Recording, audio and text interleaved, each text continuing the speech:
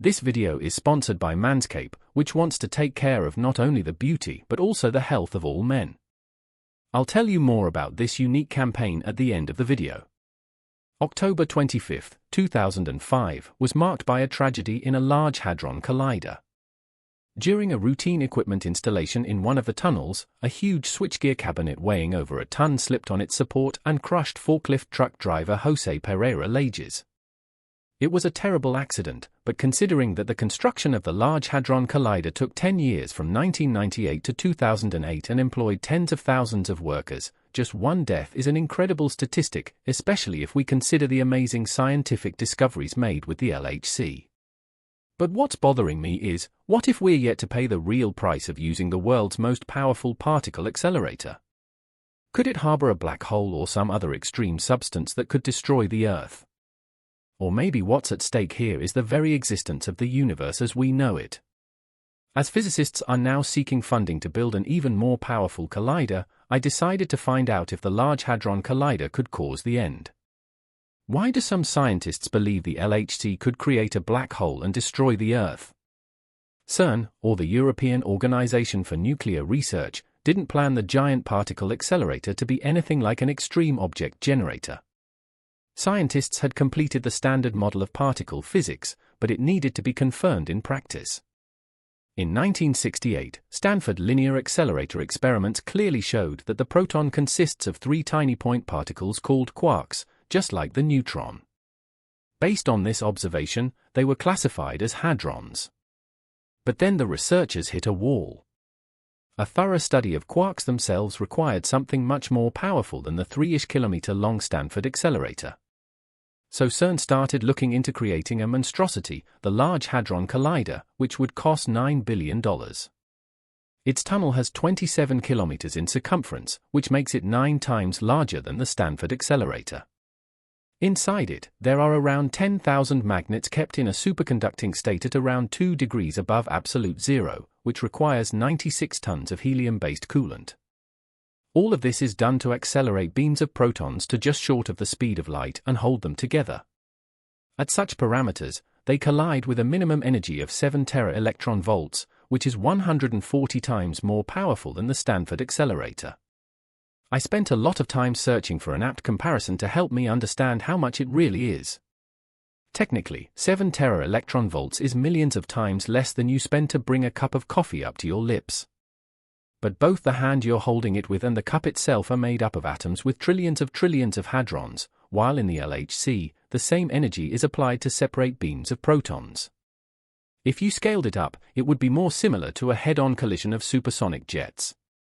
But how does this all help particle physics, and what do black holes have to do with it?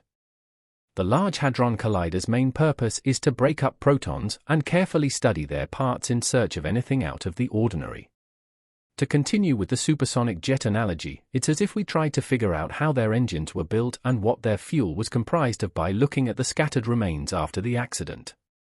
But when they started drilling the first tunnels for the future collider near Geneva in 1998, some scientists voiced their concerns that these collisions might have very unpleasant side effects. Renowned British astrophysicist Martin Rees theorized that the Large Hadron Collider could generate quantum black holes. This would not be because of the accumulation of mass, which is how usual black holes form. It would be a high concentration of energy in a space that's small enough. Such microscopic black holes were predicted by Stephen Hawking himself. But CERN was quick to contradict Rees, saying that according to their calculations, the energy with which protons collide in the LHC is quite trillions of times lower than it would take to form a quantum black hole. The standard model backs it up, but Rees was citing not yet disproved alternatives, which suggested even several giga-electron volts would be enough for an apocalypse. The media described it all too vividly. A quantum black hole springs up near Geneva to devour all of Europe in mere seconds, and a minute later, there's a standard black hole where Earth used to be, and it's only 3 centimeters in diameter. Spoiler alert, none of that actually happened. But it's not the fact that Martin Rees was utterly wrong. You see, one theory holds that a quantum black hole can't suck anything in. Quite the contrary, it's supposed to evaporate instantly and release a powerful wave of Hawking radiation. Incidentally, during a series of preliminary tests on September 19, 2008, 100 magnets in the Large Hadron Collider overheated simultaneously, which led to a large leak of 6 tons of helium coolant. Luckily, it only affected the magnets themselves, and staff weren't injured. But maintenance ran over time, and the launch of the LHC had to be postponed by more than a year. So, could the accident have happened because a microscopic black hole exploded? Most likely, no. Since the launch of the collider in 2010, nothing like that has happened again. Well, either that or CERN physicists have covered up the creation of quantum black holes to keep panic at bay while taking precautions to save the equipment. That might have explained the drawn-out maintenance. I, for one, am wary of such conspiracy theories and would prefer to cross all the T's and dot all the I's in the matter of the LHC safety. Except that black holes are by far not the most terrible things it could do.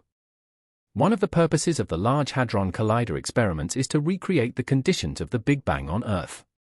You heard me right. This is the bang our universe emerged from. Is it just me, or does it really sound like a recipe for potential catastrophe? Physicists theorize that within the first 10 microseconds after the Big Bang, the universe didn't yet have its usual matter of protons and neutrons. Instead, it was filled with quark-gluon plasma that was trillions of degrees hot. Essentially, it was a soup of subatomic particles 100,000 times hotter than the Sun's core. It's this extreme substance that scientists decided to recreate in a series of Large Hadron Collider experiments called ALICE. Going down this rabbit hole involved acceleration to the speed of light, but this time instead of the usual proton beams, they accelerated giant lead atom nuclei containing over 200 hadrons each. I can't even compare this to a supersonic jet collision. It's more like an impact of a small asteroid hitting the runway. The lead smashing started on November 8, 2010, and as soon as May of the following year, the ALICE team announced that quark-gluon plasma was successfully synthesized.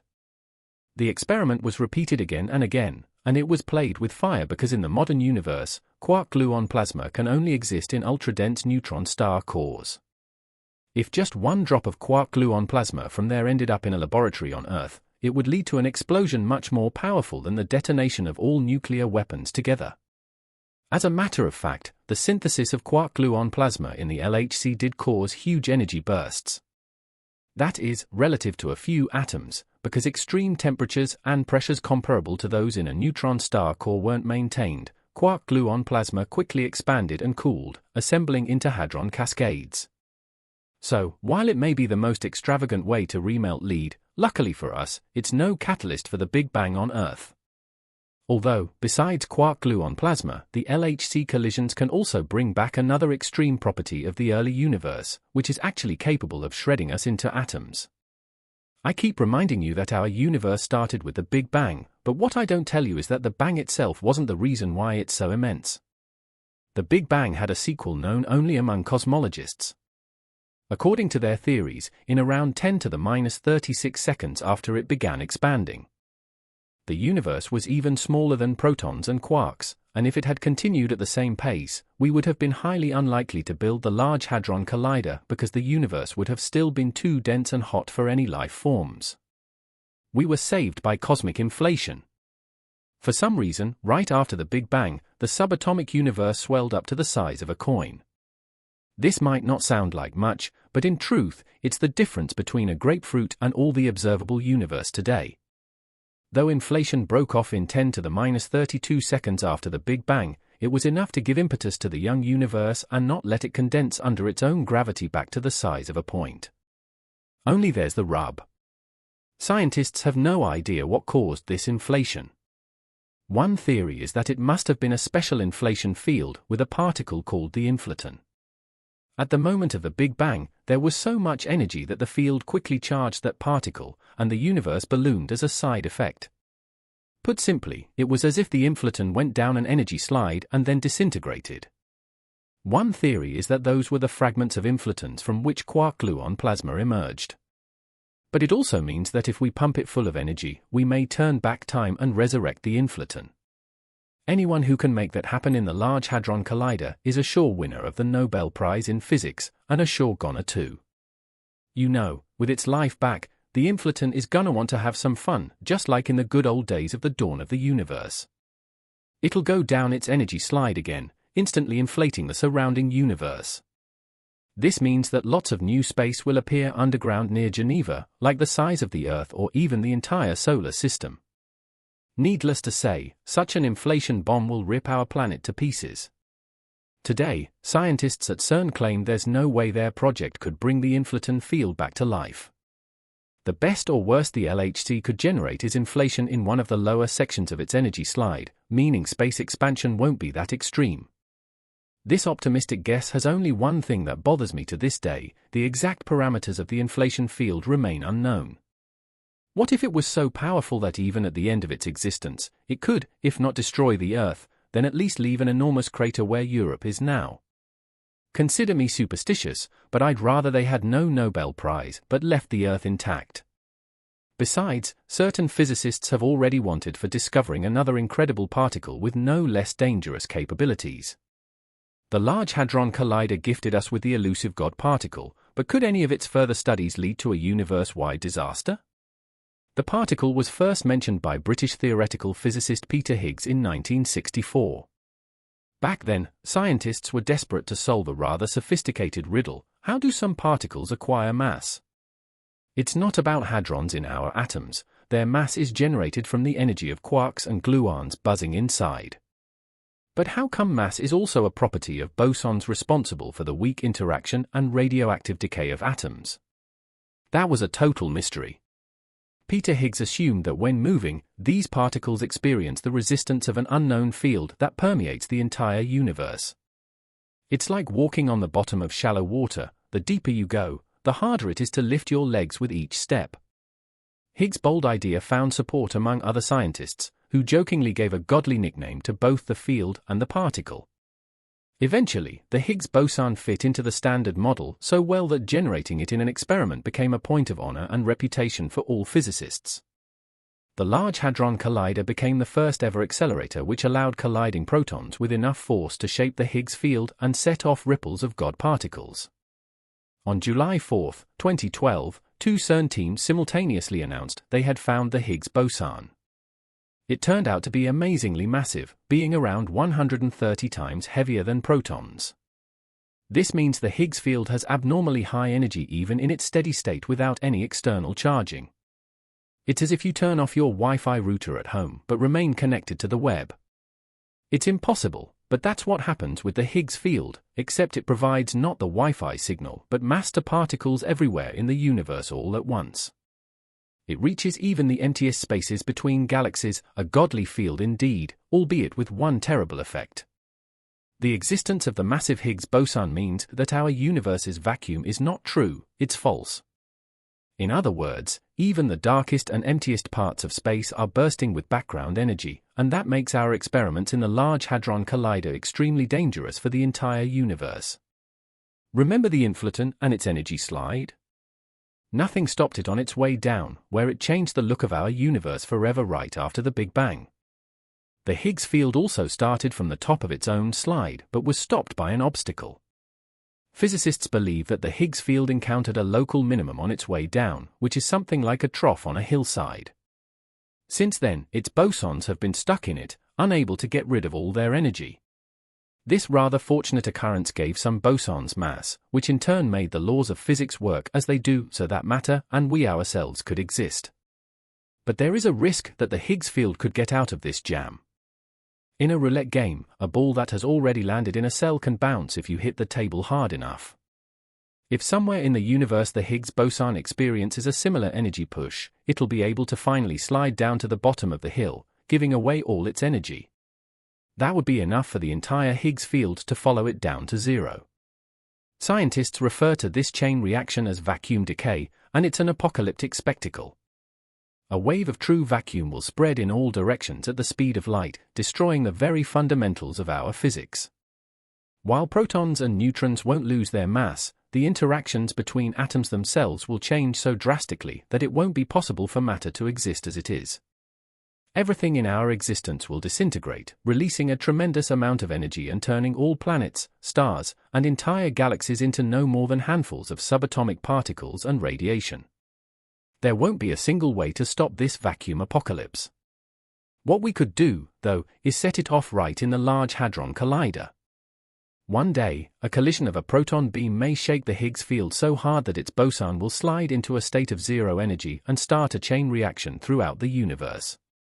Of course, CERN rules out this scenario as extremely unlikely, but this is hardly any consolation for me. Do you have any idea how many collisions of protons happen in the Large Hadron Collider every day? 100? 1,000? 1,000,000? Hold on to your hat. In 2016, after a 2-year gap for technical upgrades, scientists at CERN reported a record amount of proton collisions at 1 billion per second. On top of that, the improved collider now operates at an energy of 13 tera-electron volts, which is almost twice as much as its initial capacity. What this means is that a day of the LHC's continuous operation results in over 86,400,000,000,000 high-energy collisions, each creating an opportunity for the Higgs boson to get out of its trough. But the vacuum disaster still hasn't happened, so its probability is extremely low anyway. Is that what you think? Well, if you flip a coin long enough, sooner or later, instead of heads or tails, it'll land on its edge. If such an incredible scenario is possible, it opens the floodgates for the most extraordinary threats that CERN dismisses as fantastical. Maybe they shouldn't. There's a possibility that Large Hadron Collider experiments will transform Earth or even entire worlds, and we just got confirmation that it can happen. A few days before Halloween of 2022, astronomers announced an incredible discovery. 10,000 light-years from Earth, an anomalous neutron star was discovered at the site of a supernova. All our knowledge about these objects says that this is impossible. The only possible explanation so far has been that we have found a strange star. Yes, literally. Scientists have long assumed that in certain conditions, quarks can form not protons and neutrons but another stable substance, strange matter. It remains in a state of maximum density and minimum energy. Of course, such an exotic substance excites the minds of scientists at CERN, who've long wanted to create it in the Large Hadron Collider.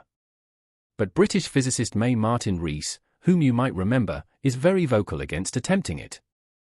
You see, unlike with quark-gluon plasma, strange matter isn't necessarily bound to disintegrate. Instead, it forms so-called strangelets. These are whole fragments of quark substance which can be literally contagious. Just as one Higgs boson starts a chain reaction in the entire field when it bounces off its trough, a strangelet can sort of teach the surrounding matter to be just as energy-saving and dense. Rees is concerned that if such an epidemic begins in the LHC, it'll take mere minutes to turn Earth into a strange planet just 100 meters in diameter. And before you follow CERN and cite the improbability of such a scenario, I want to let you know that strange stars were also considered impossible for a long time. But perhaps the most exotic theory about the threats of the Large Hadron Collider is the one in which a global catastrophe has already occurred and we barely survived it. This guy's name is Max Laughlin, and he looks no older than 15. Anyway, his fans call him one of the smartest teenagers on the planet.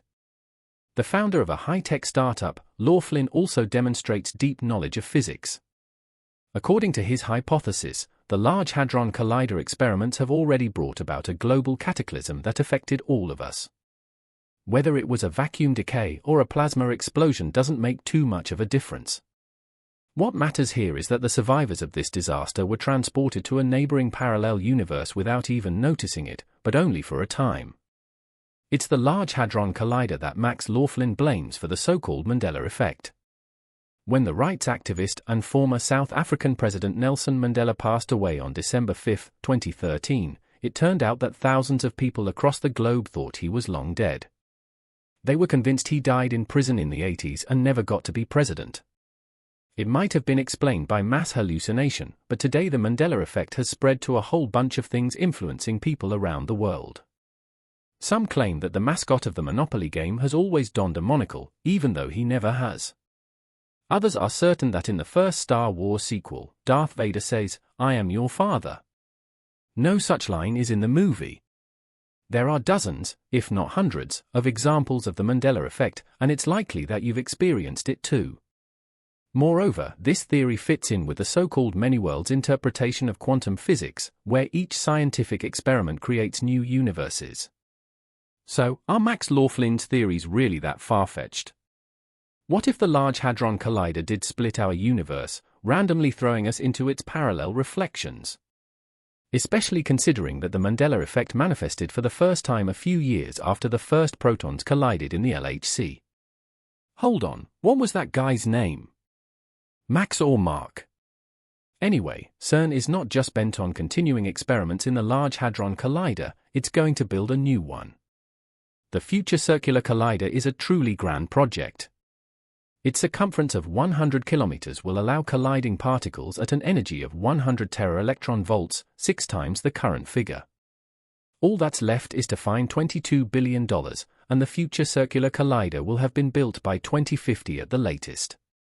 The purpose of it all is to make testing physical theories more thorough, but I'm stuck on the feeling that when we test them, we also test our luck in the universe at large.